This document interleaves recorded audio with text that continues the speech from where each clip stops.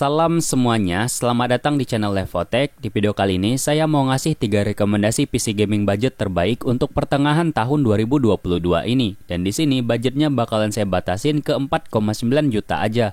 Tapi buat kalian yang sekarang ini punya budget di atas 5 juta, misalnya 6 juta, 7 juta dan di atasnya, video ini juga masih cocok buat kalian sebagai referensi.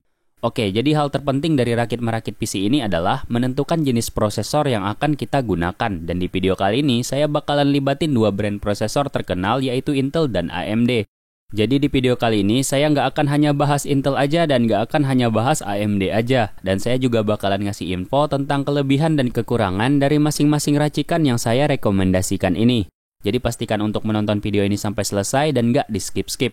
Sebelum kita masuk ke pembahasannya, di sini saya mau ngasih tahu dulu kalau setiap barang yang saya rekomendasikan di video ini, link pembeliannya ada saya pasang di deskripsi. Jadi nanti dicek-cek aja deskripsi dari video ini dan segera dicek out aja barang-barangnya sebelum unitnya kehabisan. Oke, jadi hal pertama yang perlu kita luruskan sebelum kita mau rakit PC itu adalah kita mau pakai PC itu buat apa. Kalau kita mau pakai PC itu buat gaming, pastikan untuk mencari prosesor dengan performa single thread yang lebih baik. Sedangkan kalau kebutuhan kita untuk multitasking, maka carilah prosesor yang performa multithreadnya lebih baik. Tapi kalau bisa, ambil dua-duanya aja. Hanya aja karena di sini budget kita terbatas banget, yaitu kurang dari 5 juta aja, jadinya itu agak sedikit sulit bagi kita. Tapi saya akan tetap kasih rekomendasi racikan PC gaming budget terbaik dan barangnya anti gaib. Oke, kembali lagi ke topik single thread dan multithread tadi. Untuk mengetahui performa single thread dan multithread dari sebuah prosesor, kita bisa menggunakan aplikasi Cinebench R15, R20, dan R23. Tapi sebenarnya juga masih banyak lagi aplikasi benchmark lainnya seperti Geekbench dan lain-lain. Tapi di sini kita nggak akan pakai dulu karena di sini saya kurang tahu juga takaran benchmark di aplikasi lainnya. Dan mengenai performa single threading dan multithreading ini, umumnya Intel lebih mendominasi performa single threading. Apalagi untuk prosesor yang dirilis sebelum tahun 2019, itu kebanyakan Intel lebih unggul daripada AMD. Tapi kita kesampingkan dulu aja permasalahan ini karena di sini fokus kita adalah ke racikan PC gaming budget terbaik di bawah 5 juta. Dan untuk rakit-merakit PC itu, komponen-komponen utamanya itu cukup sederhana, yang mana kita pasti butuh prosesor, motherboard, power supply, RAM, PGA card, dan storage. Dan untuk storage ini dapat berupa SSD atau hard disk. Oke, karena di sini kita ada 3 rekomendasi PC yang semuanya bisa di-upgrade lagi di kemudian hari, jadi komponen pendukungnya itu yaitu power supply itu akan kita samain semuanya. Jadi di sini untuk power supply-nya kita akan pakai power supply dari Cooler Master yang tipenya adalah MWE P4 500W. Untuk power supply Cooler Master ini harganya itu sekitar 605.000. Jadi untuk budget power supply di video kali ini kita akan tetapin menjadi 605.000. Alasan saya pilih Deepcool 500W ini adalah karena saya udah pernah nyoba sendiri power supply ini dan harganya juga cukup terjangkau. Apalagi 500W itu adalah ukuran yang paling direkomendasikan untuk PC gaming budget yang bisa di-upgrade. Sedangkan untuk daya yang masih 400W atau 500W itu kurang direkomendasikan apalagi untuk kita yang ada niatan untuk upgrade PC lagi. Misalnya upgrade PGA card ke PGA card monster seperti RX ataupun RTX. Oke, setelah power supply selanjutnya adalah RAM. Untuk RAM itu, di sini kita akan pakai 3 jenis RAM yang berbeda. Yang pertama adalah RAM DDR4 3200 MHz, kemudian DDR4 2666 MHz, dan yang terakhir adalah DDR3 1600 MHz. Kenapa di sini RAM-nya saya beda-bedain? Karena racikan yang akan saya kasih nanti memiliki spesifikasi yang berbeda-beda dan juga keunggulan yang berbeda-beda. Jadi nanti ditunggu aja rekomendasi racikan PC dari saya ini. Sedangkan untuk storage-nya, karena di sini rata-rata motherboard yang saya rekomendasikan itu udah support dengan M.2 NVMe, jadi kita akan pakainya yang M.2 NVMe aja. Untuk SSD M.2 NVMe ini, kita akan pakai yang dari brand Pigen dengan kapasitas 256 GB. Dan untuk harganya itu sekitar 480 ribuan. Tapi kalau kalian pengen nekan budget lagi, kalian bisa pakai SSD RX 7 NVMe yang kapasitasnya juga 256 GB. Itu harganya juga cukup murah, yaitu sekitar 317.000 aja. Dan kenapa di sini saya nyaraninnya yang 256 GB? Karena di video kali ini saya nggak akan kasih rekomendasi untuk storage tambahan seperti hard disk. Urusan hard disk ini nanti kalian pilih sendiri aja. Oke, jadi tadi kita udah bahas power supply, kita udah bahas RAM dan storage-nya juga, jadi sekarang saya akan tunjukin 3 rekomendasi PC-nya. Untuk racikan yang pertama ini adalah racikan yang paling mengedepankan prosesor dan kita akan mulai dari kubu merah dulu yaitu AMD. Untuk prosesornya, kita akan menggunakan prosesor AMD Ryzen 5 4500 non-iGPU. Dan untuk motherboardnya, kita akan pakai motherboard yang standar aja, yaitu ASRock A320M. Sedangkan untuk power supply-nya, tadi udah saya sebutin, yaitu Cooler Master 500 watt. Dan untuk RAM, sementara kita akan pakai RAM 8GB single channel dulu dengan alasan budget. Tapi kalau bisa, segeralah upgrade RAM-nya menjadi dual channel, karena RAM single channel dan dual channel di AMD itu perbedaannya terasa banget. Dan untuk RAM-nya, di sini kita akan pakai RAM yang dari brand Kingston dan jenisnya adalah FuriBeast 3200 MHz. Sedangkan untuk casing, di sini kalian bebas mau pakai casing jenis apa aja sesuai selera kalian. Jadi kita akan andaikan budget untuk casing itu adalah 350.000. Oke, jadi kalau kita total baru segini aja kita udah habis uang 3,8 juta. Jadi budget kita ini masih sisa 1,1 juta aja. Jadi kira-kira PGA card apa dan SSD apa yang bisa kita pakai untuk budget segini? Ya mau nggak mau kita akan pakai PGA card yang paling banyak dibully di Indonesia, yaitu Nvidia GeForce GT 730 2GB DDR5. Dan SSD-nya kita akan pakai yang dari RX 256GB. Jadi total budget yang akan kita keluarin untuk racikan yang pertama ini adalah Rp4.985.000. Untuk plus minus racikan ini akan saya jelaskan nanti di akhir video setelah semua racikannya saya tunjukin. Oke, selanjutnya kita akan lanjut ke racikan PC yang kedua. Untuk racikan yang kedua ini, kita akan menggunakan prosesor i3 Gen 10 yaitu i3 10105F dan motherboard yang akan kita pakai di sini adalah motherboard ASRock H470M. Sedangkan untuk RAM, di sini RAM-nya akan saya bedain dari racikan yang pertama tadi dengan alasan menyesuaikan spesifikasi dasar dari prosesornya. Pada racikan yang kedua ini, kita akan menggunakan RAM dari Cleve yang frekuensinya adalah 2666 MHz. Tapi di sini kita akan tetap pakai RAM single channel dengan kapasitas RAM 8GB. Dan untuk power supply-nya masih sama, yaitu Cooler Master tadi. Hanya aja PGA card dan SSD-nya kita akan pakai yang lebih mahal dikit, yaitu PGA card Radeon R7 350 series 2GB dan SSD Pigen 256GB. Untuk total budget yang kita keluarin pada racikan yang kedua ini adalah Rp4.861.000.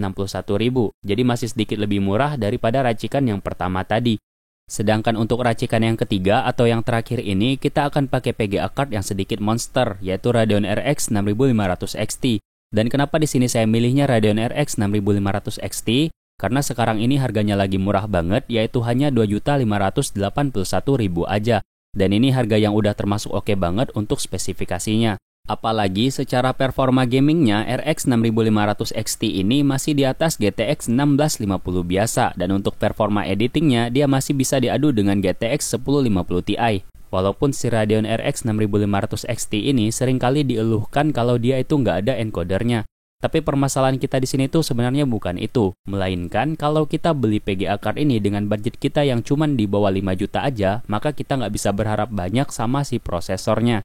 Kalau budget kita cuma 5 juta aja, kita nggak bisa berhayal mau pakai PGA card ini dan disandingkan dengan i3 Gen 12, karena itu jelas nggak mungkin banget. Kalau kita mau pakai i3 Gen 12 dan PGA card-nya ini, budget minimal kita itu adalah 7 juta. Dan FYI, Radeon RX 6500 XT ini menggunakan PCIe Gen 4, sedangkan untuk prosesor dan motherboard yang saya rekomendasikan di video ini belum ada yang menggunakan PCIe Gen 4. Rata-rata prosesor dan motherboard yang saya sebutin tadi itu cuma menggunakan PCIe Gen 3 aja.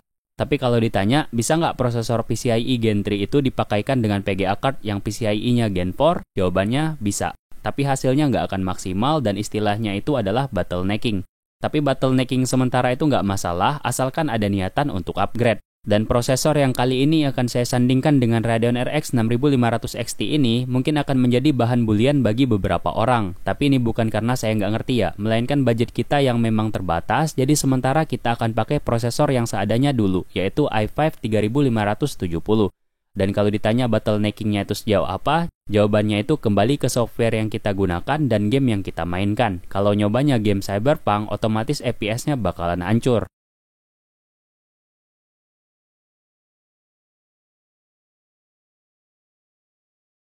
Tapi kalau kita cobanya main game yang nggak terlalu ngandelin prosesor, misalnya Assassin's Creed Valhalla, itu mau settingan rata kanan juga, FPS-nya juga masih tetap bisa di atas 60-an FPS.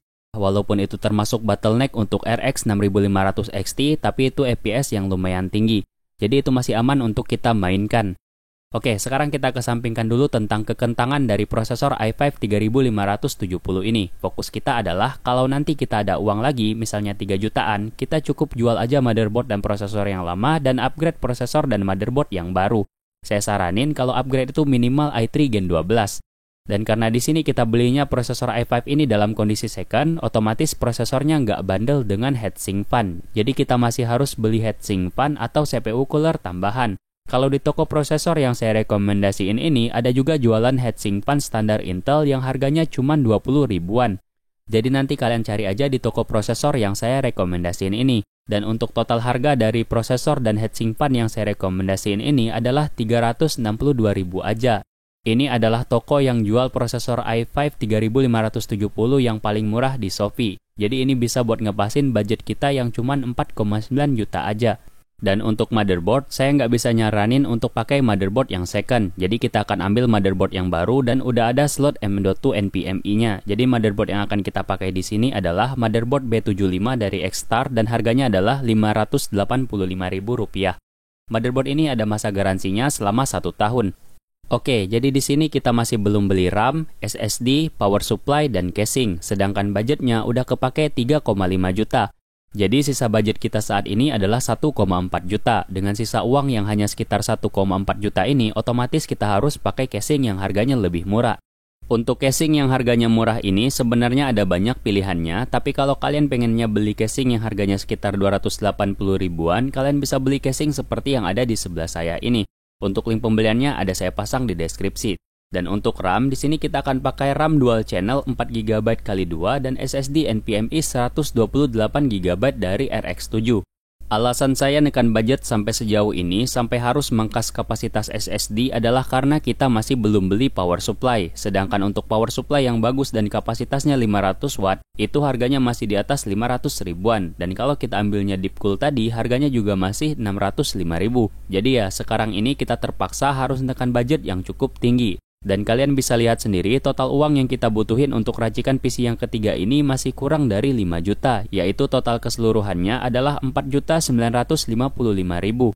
Oke, sekarang kita akan bahas apa aja sih plus minus dari ketiga racikan PC yang saya rekomendasikan ini. Kita akan mulai dari racikan PC yang pertama. Racikan yang pertama tadi itu paling unggul dari segi prosesornya. Pertama kita udah bisa dapetin prosesor 6 core 12 thread dengan performa multithread yang lebih baik daripada i3 Gen 12. Hanya aja pada performa single threadnya itu Ryzen 5 4500 ini masih kalah dari i3 Gen 12 dan perbedaannya juga terpaut cukup jauh, yaitu sekitar 26% pada aplikasi Cinebench R23. Dan itu menjadikan Ryzen 5 4500 itu masih kalah dikit dari i3 Gen 12 pada performa gamingnya.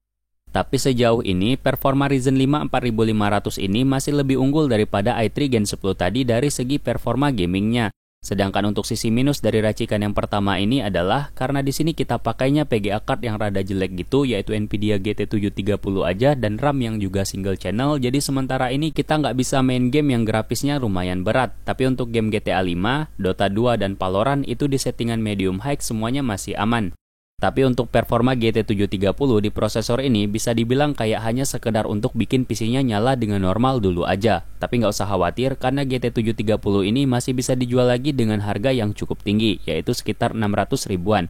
Jadi masih bisa lah untuk GT 730 ini dijadikan tumbal lagi saat kita mau upgrade PGA card. Oke, sekarang kita akan bahas racikan PC yang kedua tadi, yang pakai prosesor i3 Gen 10. Untuk racikan yang kedua ini spesifikasinya cukup standar aja. Kalau kita masih belum ada uang untuk upgrade PC lagi, PC-nya juga tetap bisa dipakai dengan normal dan nyaman. Untuk mainin beberapa game ringan juga masih lumayan aman, karena performa PGA card-nya masih di atas GT 730. Hanya aja kalau nanti ke depannya kita ada niatan untuk upgrade besar-besaran di racikan PC ini, semuanya agak terasa susah. Karena performa prosesornya itu terasa agak sedikit nanggung dan limitasi dari frekuensi RAM-nya yang juga bikin mikir-mikir. Jadi untuk racikan yang kedua ini itu lebih diperuntukkan untuk kalian yang nggak begitu tertarik pada game-game terbaru. Istilahnya tuh kayak PC ini PC kantor modern yang juga bisa dipakai untuk gaming tipis-tipis. Sedangkan untuk racikan PC yang ketiga tadi itu bisa mainin game-game dengan grafis berat yang nggak terlalu mementingkan prosesor. Dan untuk semua jenis game e-sport, PC ini juga masih terasa nyaman banget. Tapi kalau kita maunya main game-game terbaru seperti Cyberpunk tadi, itu hasilnya udah pernah kalian lihat sendiri di tampilan video saya sebelumnya. Dan mungkin segini aja dulu video kita kali ini, kurang dan lebihnya saya mohon maaf. Dan kalau kalian mau dukung channel Levotech ini agar terus berkembang, kalian bisa klik tombol like dan subscribe di bawah video ini. Atau kalian juga bisa donasi di akun Saweria saya, dan untuk setiap pembelian barang yang saya rekomendasikan di video ini, pastikan untuk membelinya dari link yang udah saya siapkan di bawah. Oke, sampai bertemu di video selanjutnya. Saya Arif Abdurrahman. Wassalamualaikum warahmatullahi wabarakatuh.